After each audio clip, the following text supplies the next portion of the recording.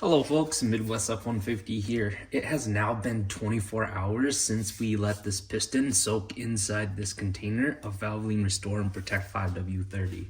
For folks who missed my last video, a couple of days ago I was in conversation with one of our subscribers who had a friend rebuilding an engine.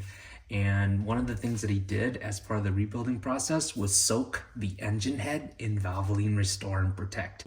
Afterwards, he saw some cleaning done, and that kind of inspired me to do this project. I've had this piston since November. I purchased it off of eBay, and it comes off of a 2021 3.5 liter Ecoboost. I soaked it in Berryman's B12 for about 3 days, and there was significant improvement.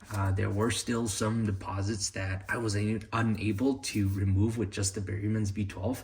Along with using like a soft metal brush to pick away at any deposits. In my original video, I shared that we would let it sit in there for about 7 days, but sometimes my curiosity gets the best of me and I need to find out whether or not there's any difference from when we first soaked it. In this video, we'll just go over any observations that I've noticed versus yesterday when we started soaking it. All right, so here we go. All right, taking a close look at it, I will say for the most part, it looks the same. The one key area that I've noticed some difference in is right at the top here, right in this area. So I will show you a picture of what it looked like yesterday, and then you can briefly compare what it looks like today. I'm sure there are a few things that might impact the way the visuals are coming over. It is soaked in oil, so the light might be bouncing off of it a little bit more different than when we first saw it without the oil.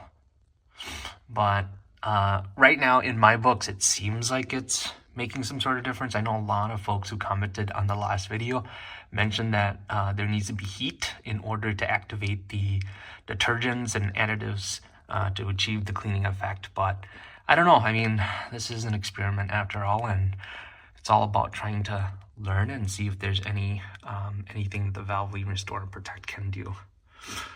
But yeah, let me know in the comments if you guys want to see an update tomorrow, or do we just wait the whole 7 days before we take it out to see if there's any meaningful change. And for those of you who are wondering, like, what am I going to do with this oil once I'm done with it?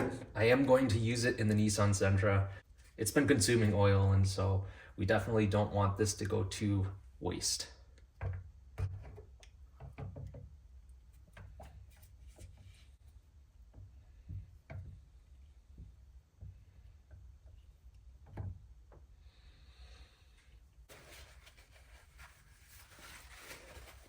Put the cap loosely back on so that if there is pressure building up as the weather gets warmer here in Minnesota, it doesn't explode. Yeah, that's probably good enough. All right, again, hey, make sure to subscribe to the channel. It really helps. All right, bye now. Thank you so much for making it to the end of this video.